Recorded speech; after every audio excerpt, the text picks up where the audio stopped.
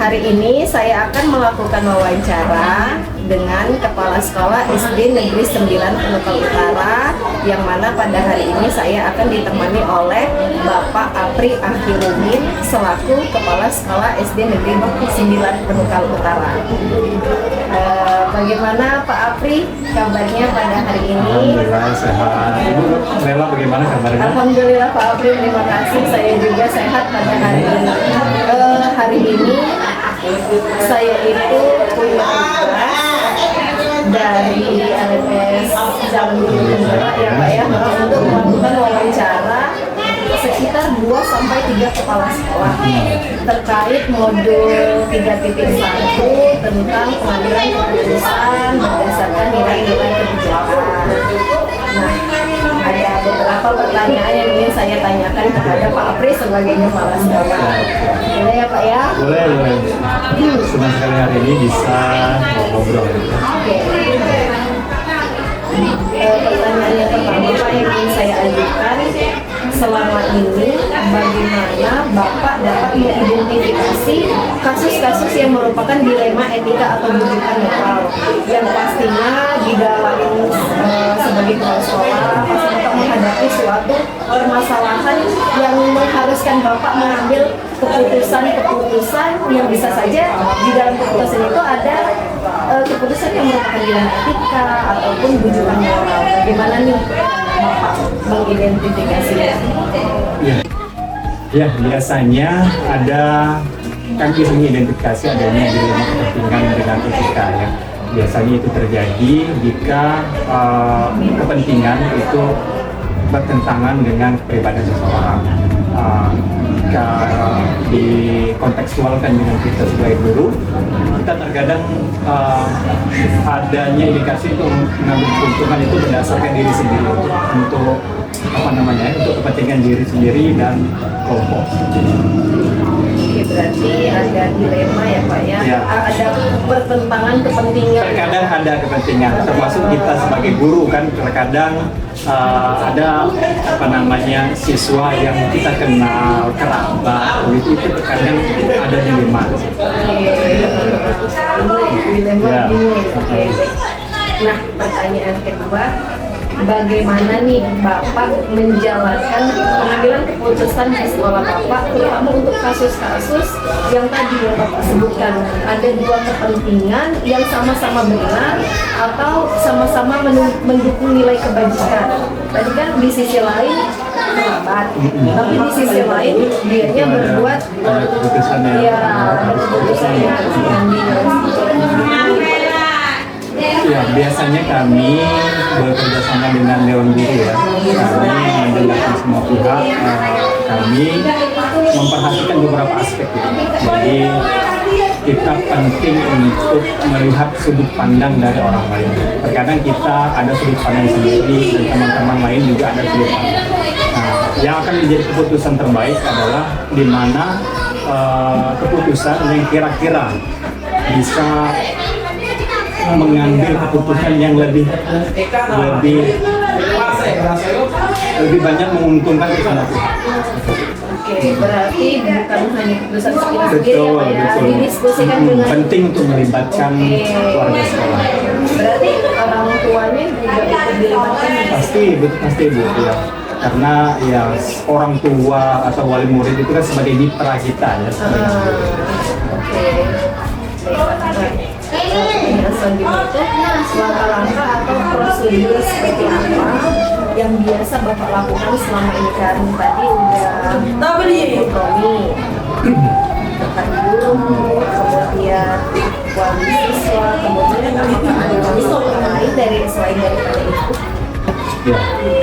Ya, tadi kan saya sudah bercerita ya, kami biasanya menyelesaikan masalah dari sudut pandang yang berbeda dari teman-teman guru atau warga sekolah. Nah, biasanya kami memetakan suatu masalah itu, kami mengidentifikasi apa yang menjadi penyebab permasalahan tersebut dan kira-kira apa solusi apa. Jadi langkah-langkah diskusi yang biasa kami lakukan, bisa dengan rapat terbatas ataupun rapat dengan melibatkan guru bahkan wali murid. Jadi kolaboratif lah. Jadi untuk mencapai solusi diperlukannya mereka semua untuk duduk bersama ya Pak, Iya, betul. melakukan kolaborasi. Betul. Nah, hal apa saja sih yang selama ini Bapak anggap efektif dalam pengambilan keputusan pada kasus-kasus dilema etika seperti contoh yang Bapak sebutkan tadi? Ya, selama ini yang paling efektif ya, menurut Bapak? itu memastikan semua pihak itu didengarkan. Jadi ketika teman-teman, ketika stakeholder terkait itu merasa dilibatkan, merasa didengarkan, maka itu akan memunculkan sebuah keputusan yang baik. Ya. Jadi arogansi, mungkin ego dari semua pihak yang terlibat dalam dilema tadi itu bisa turun karena mereka merasa dilibatkan. Oke, berarti merasa ya benar merasa dilibatkan ya. Didengarkan seperti itu ya. Oke, berarti itu yang paling efektif ya menurut Pak Adi. Pertanyaan selanjutnya, apakah Bapak memiliki sebuah jadwal tertentu dalam menyelesaikan kasus dilema etika? Dan kemudian apakah Bapak langsung menyelesaikannya di tempat atau memiliki sebuah jadwal? Maksudnya tuh apakah Bapak terjadwal nih atau saat ada kasus langsung Bapak selesaikan saat itu juga gitu. Kemudian kalau memang terjadwal, apakah prosedurnya akan sesuai jadwal atau spontanitas? Biasanya situasional sih Bu ya. Oh, tergantung ketika ada masalah baru itu ada langkah-langkah tersebut. Kemudian apa pertanyaan tadi? Oh ini, maksudnya itu berarti kalau ada kasus langsung diselesaikan atau tergantung situasi berarti? Situasional Bu, Nah, ketika ada masalah kita selesaikan dan kita usahakan untuk diselesaikan secepatnya. Kalau bisa diselesaikan hari itu ya akan kita selesaikan. Namun jika memang kita merasa memiliki waktu lebih untuk mencapai keputusan yang terbaik, tentu kita akan memberikan waktu sedikit lebih banyak agar kita bisa berkoordinasi, berkolaborasi agar keputusan kita ambil yang tetap. oh gitu. Jadi pokoknya tergantung ya Pak Ya, situasional. Kalau misalkan kasusnya Pak Ahmad nih Pak, berarti itu harus mempunyai prosedur-prosedur tertentu kan?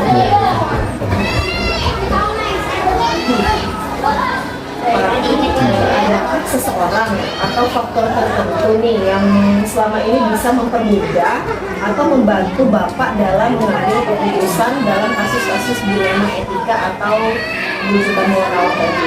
Maksudnya yang membantu Bapak, kan nggak mungkin seorang diri kan? Betul.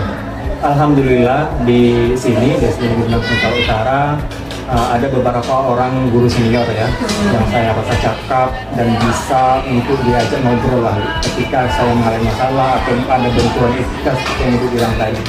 Nah biasanya saya melibatkan mereka untuk berdiskusi, untuk tukar pikiran lah, untuk sharing dalam menentukan keputusan atau mengambil keputusan. Dan situasi itu cukup membantu Bu. Jadi selain ada guru senior dan juga ada teman-teman yang support seperti itu, yang kalau istilah sekarang satu frekuensi ya. Jadi sebelum kita menerapkan kebijakan yang lebih luas, saya biasanya berdiskusi dulu dengan teman-teman dalam tim kecil.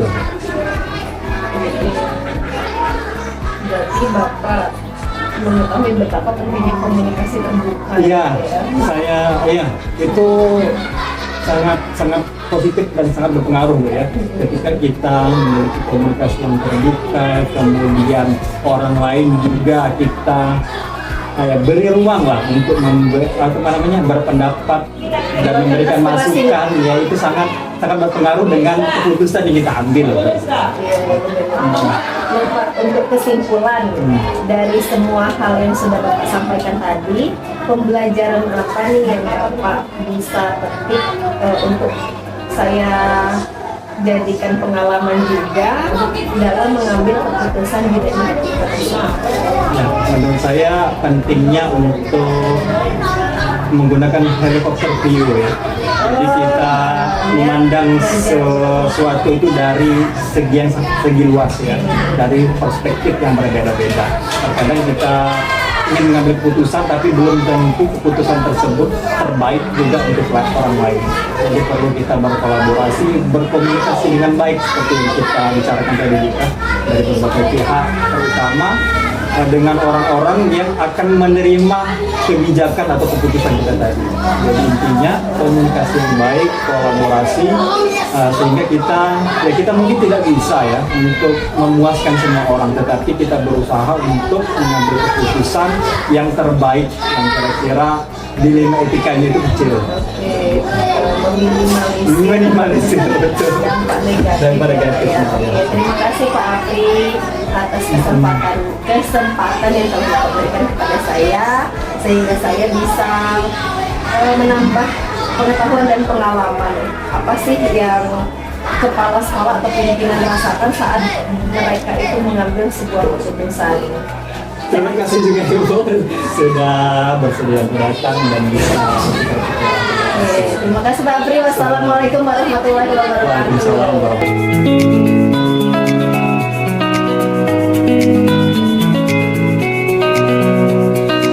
Assalamualaikum warahmatullahi wabarakatuh. Pagi hari ini saya Melasari dari SD Negeri 8 Penukal Utara, guru penggerak angkatan 10, akan melakukan wawancara dengan kepala sekolah saya sendiri yang bernama Ibu Mariati SPDGR. Silahkan menyaksikan wawancara pada kali ini. Selamat pagi Ibu, bagaimana kabarnya pada hari ini? Pagi, alhamdulillah baik. Alhamdulillah ya Bu ya.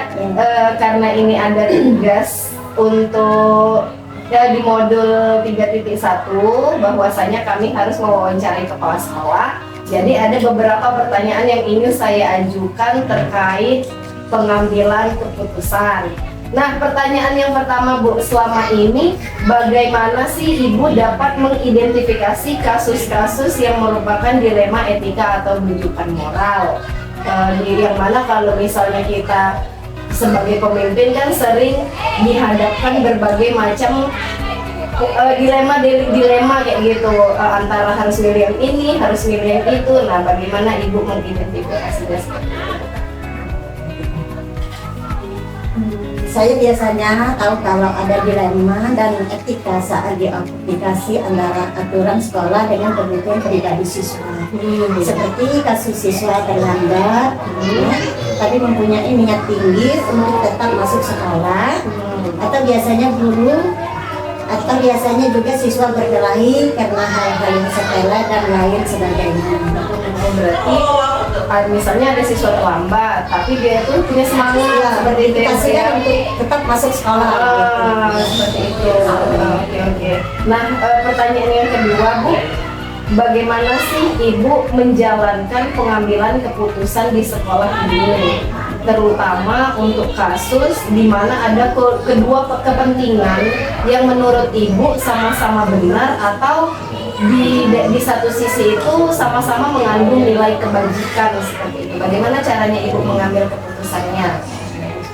Ya, jadi mengajak beberapa orang dari tim pimpinan atau pengelola sekolah untuk berdiskusi. Nah, kami pertimbangkan sesuatu isi dari masalah dan dampaknya sebelum memutuskan. Kami berusaha mencapai kesepakatan bersama yang adil untuk semuanya. Oh, berarti ini ya Bu ya, diskusi dengan guru seperti itu Ya. diadakan di forum rapat seperti itu ya Bu ya. Ya. Selanjutnya, langkah-langkah atau prosedur seperti apa yang biasa Ibu lakukan selama ini dalam mengambil keputusan Bu? Adakah langkah-langkahnya? Kalau ada, coba tolong disebutkan. Langkah-langkah itu melakukan langkah-langkah itu yang satu, kumpulkan semua informasi terkait ya. Dan dua itu identifikasi nilai-nilai yang bertentangan dengan pertimbangan dampak keputusan untuk semua orang berdiskusi dengan tim, mengambil keputusan berdasarkan analisis tersebut dan membuat rencana untuk melaksanakan keputusan. Oh, berarti Ini kan ada 6 langkah. berarti ada diskusi dulu baru eksekusi ya. Oke. Nah, kan selama ini nih hal apa saja yang Ibu anggap efektif dalam mengambil keputusan dari kasus-kasus yang terjadi di sekolahan kita? Jadi kan selanjutnya kan dalam proses keputusan itu berkomunikasi dengan jelas dan transparan dalam membuat keputusan, juga mengikuti prosedur yang sudah ada dan memastikan keputusan sesuai dengan prinsip aturan di skala dan etika yang memanusiakan atau kemanusiaan. Berarti harus ada komunikasi ya, Bu ya. Terus transparan. Begitulah. Iya. Nah, kemudian pertanyaan selanjutnya, hal apa saja yang selama ini yang menjadi tantangan Ibu dalam mengambil keputusan pada kasus-kasus yang terjadi di sekolah? Nah, yang jadi tantangan. Jadi tantangan itu kan termasuk konflik kan, kepentingan antara pihak-pihak yang terlibat, tekanan dari luar dan tidak kepastian dalam memilih keputusan yang tepat. Kadang-kadang sulit untuk membuat keputusan itu yang diterima untuk semua pihak. Kadang-kadang ada pro kontra ya. Iya. Sulit berarti itu yang menjadi tantangan ya. Bu, Iya. ya. Selanjutnya Bu, adakah jadwal tertentu atau dalam Ibu menyelesaikan suatu masalah, apakah langsung menyelesaikannya di tempat ataukah dijadwalkan dulu sih gitu? Misalnya ada kasus apa, bisa langsung diselesaikan pada saat ini juga, atau ada jadwal untuk menyelesaikan kasus seperti itu? Saya tidak selalu punya jadwal, tetapi ya saya selalu berusaha menyelesaikan masalah secepat mungkin sambil memastikan semua langkah diambil dengan hati-hati. Kan? Biasanya saya membuat rencana dan memberikan tanggung jawab kepada setiap langkah-langkah, tetapi tetap fleksibel jika situasi berubah. Jadi sesuai dengan kondisi. Iya. Oke. Selanjutnya Bu, adakah seseorang atau faktor yang mempermudah atau membantu Ibu dalam mengambil keputusan dari setiap kasus yang Ibu hadapi di sekolah? Siapa atau seorang atau faktor yang mempermudah Ibu selama ini? Jadi kan untuk mempermudah itu kan perlu dukungan dari tim yang kompak dan memiliki pedoman etika yang jelas, sangat membantu sangat terbantu ya. Terkadang saya juga melibatkan konsultan atau mediator dari luar jika diperlukan untuk mendapatkan pandangan tambahan. Nah, dukungan dari keterlibatan seluruh warga sekolah juga memudahkan proses keputusan. Jadi kan semuanya terlibat. Dari guru, wali murid, terus mungkin dinas juga ya. Nah, pertanyaan yang terakhir nih Bu, dari semua hal yang telah Ibu sampaikan tadi, pelajaran apa yang bisa Ibu petik dari pengalaman Ibu sebagai pimpinan dalam mengambil keputusan? Pembelajarannya apa? Mungkin itu nanti jadi pengalaman untuk saya dalam mengambil keputusan juga. Jadi saya belajar untuk bahwa keterbukaan itu berkomunikasi sangat penting ya, dalam pengambilan keputusan. Nah, ya, saya juga belajar bahwa kepentingan untuk mempertimbangkan semua aspek dan dampak dari keputusan serta fleksibel untuk menyesuaikan keputusan jika itu diperlukan. Berarti pada intinya keterbukaan dan komunikasi gitu ya. Baiklah Ibu, terima kasih atas waktunya. Terima kasih telah memberikan jawaban-jawaban atas pertanyaan yang telah saya ajukan. Semoga selalu bahagia dan sehat. Terima kasih atas waktunya. Wassalamualaikum warahmatullahi wabarakatuh. Waalaikumsalam warahmatullahi wabarakatuh.